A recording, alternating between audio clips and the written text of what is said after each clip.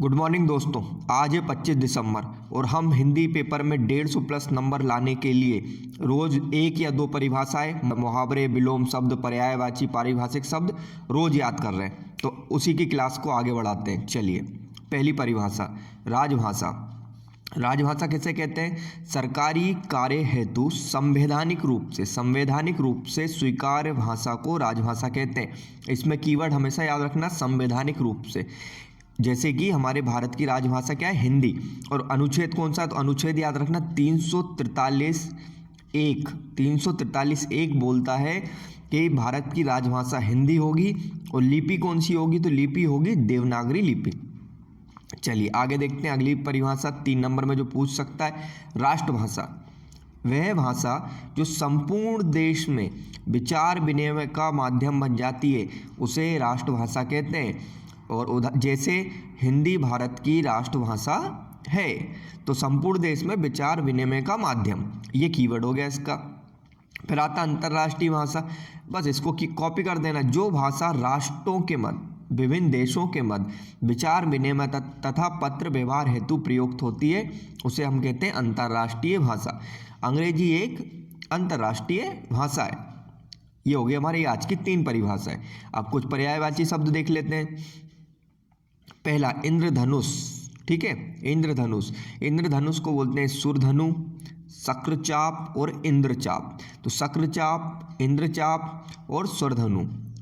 आगे देखते हैं ऊंट। तो ऊंट का याद रखना, इंग्लिश में बोलते हैं केमल। तो केमल से बन जाए क्रेमलक, उष्ट्र, लंबोट और महाग्रीव। लंबोट, उष्ट्र और क्रेमलक। आगे उपहास उड़ाना बोलते हैं ना, तो उपहास का क्या हो जाएगा? मजाक, जो हम चाय पीते हुए बहुत सारे दोस्तों का उड़ाते हैं।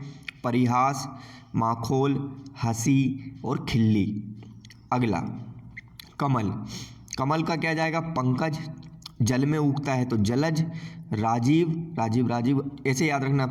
कमल पार्टी बीजेपी और बीजेपी के जस्ट अपोजिट राजीव गांधी, तो राजीव। सरोज, नीरज, अरविंद, पुंडरिक और कुंज को ऐसे याद रख सकते हो ना, हम शादी वगैरह होती, कान्य कुंज भवन, इस तरीके से कुंज याद रखना, कमल, कुंज। कपड़ा का होगा अंबर। चीरहरण याद रखोगे आप महाभारत से।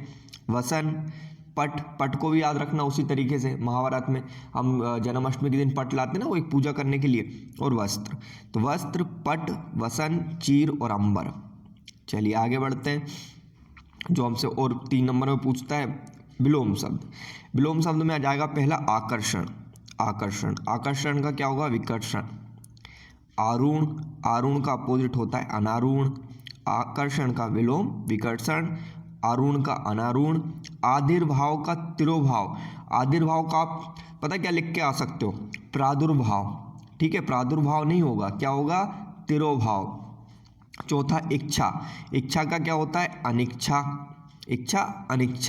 ईष्ट का क्या होगा? अनिष्ट। हम बहुत यूज करते हैं, कुछ अनिष्ट हो जाएगा यार।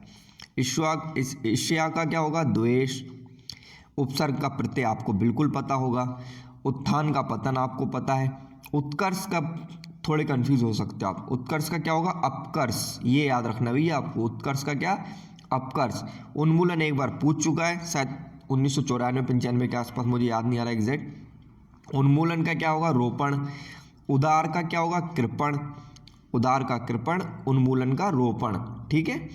फिर आता है उत्कृष्ट का क्या होगा? निकृष्ट। ये पूछ सकता है आपसे, निकृष्ट। निमीलन का उन्मीलन और उपचार का अपचार। ये तो आपका मतलब पेपर 3 में उपचारात्मक सुविधा है स्वास्थ्य वाली, तो उपचार का अपचार। चलिए आगे, विलोम के बाद हम देखते हैं पारिभाषिक शब्दावलियाँ। तो नोटिफिकेशन हम एमपीपीएससी का हमेशा देखते हैं। नोटिफिकेशन का मतलब क्या होगा? अधिसूचना। इंडोर्समेंट पेपर 5 में पृष्ठांकन तो हमारे सिलेबस में ही है, तो इंडोर्समेंट का हो जाएगा पृष्ठांकन। रिमाइंडर, ये भी हमारे सिलेबस में। तो अनुस्मारक। सर्कुलर भी हमारे सिलेबस में है। सर्कुलर का मतलब होता है परिपत्र। मेमोरेंडम ज्ञापन। जब हम कोई आंदोलन करते हैं कोई विरोध प्रदर्शन करते हो तो हम मेमोरेंडम जाकर देते हैं ना एसडीएम या डीएम को, तो मेमोरेंडम का मतलब होता है ज्ञापन। और टेलीग्राम का मतलब होता है तार।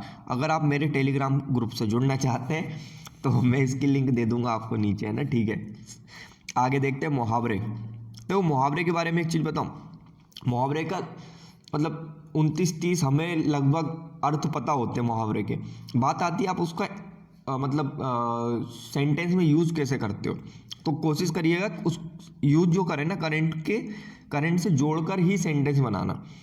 अंगारों पर पैर रखना मतलब जोखिम मोल ले लेना। इसको इस तरीके से बोल सकते हो आप, जैसे अभी हमास और इजराइल की जो लड़ाई चल रही है ना, तो उसको ऐसे कनेक्ट कर सकते हो कि हमास ने आतंकी हमला कर कर अंगारों पर पैर रख दिया, ठीक है। अंगूठा दिखाने का क्या होगा, समय पर इनकार कर देना। इसको ऐसे बोल सकते हो कि इराक ने आखिरी वक्त में फिलिस्तीन को अंगूठा दिखा दिया। अंडे सेना, घर में फालतू बैठना, ठीक है, किसी खिलाड़ी का सिलेक्शन नहीं हुआ, अब वो बैठ कर घर में अंडे से रहा है। अंतड़िया कुलबुलाना, बहुत भूख लगना।